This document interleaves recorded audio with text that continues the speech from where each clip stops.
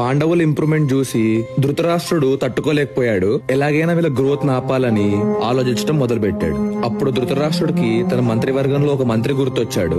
అతను పాలిటిక్స్ లో ఆరితేరిన వాడు, అలాగే పాలిటిక్స్ లో అన్ని డేంజరస్ లూప్ హోల్స్ తెలిసిన వాడు, చాలా తెలివైనవాడు. అలాగే ఏ రాజు దగ్గర పనిచేస్తే ఆ రాజుకి ఫుల్లీ లాయల్ గా ఉంటాడు.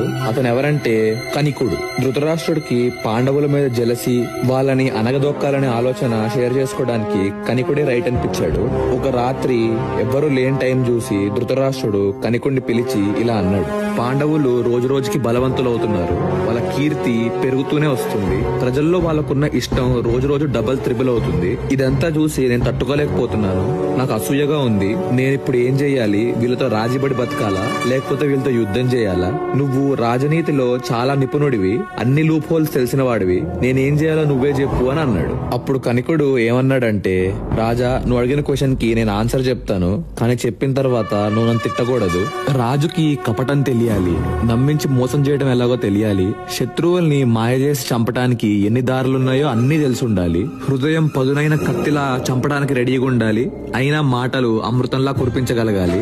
ఇంకా క్లియర్ గా చెప్పాలంటే ధర్మం న్యాయం అని ఊరికే బుక్స్ లోని నీతులు చెప్పకుండా నేను అనుకుంటే అది జరిగి తీరాలి, సాధించాలి అని అనుకునే కఠినత్వం లోపల ఉండాలి. ఇదే విషయం ఇంకొంచెం వివరంగా చెప్తాను.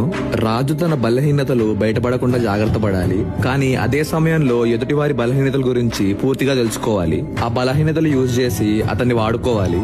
ఒకవేళ అతను మనకు పనికి రాకపోతే చంపేయాలి. శత్రువు అని తెలిసిన తర్వాత ఎప్పుడూ ఇగ్నోర్ చేయకూడదు, ఎప్పుడో కన్నేసే ఉంచాలి. ఆ శత్రువు ఎప్పుడైనా తప్పొప్పుకున్నా, మనసు మార్చుకున్నా నమ్మకూడదు.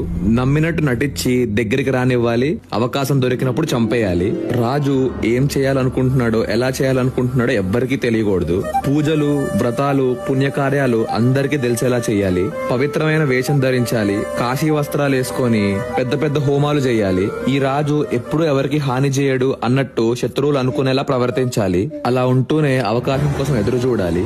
ఒక్కసారి అవకాశం వచ్చిన వెంటనే రాత్రి ఆ పొదల్లో దాక్కున్న వుల్ఫ్ లాగా ఒక్క దూకి అటాక్ చేసి శత్రువుని చంపేయాలి. హింస అనేది పాపమే, కానీ శత్రువుల్ని చంపడం పాపం కాదు, అది రాజధర్మం. తన కొడుకైనా, తన కన్న తండ్రైనా, బెస్ట్ ఫ్రెండ్ అయినా, తను పూజించే పెద్దవాళ్ళైనా ఎవరైనా శత్రువు స్థానంలోకి వస్తే వాళ్ళని చంపాల్సిందే.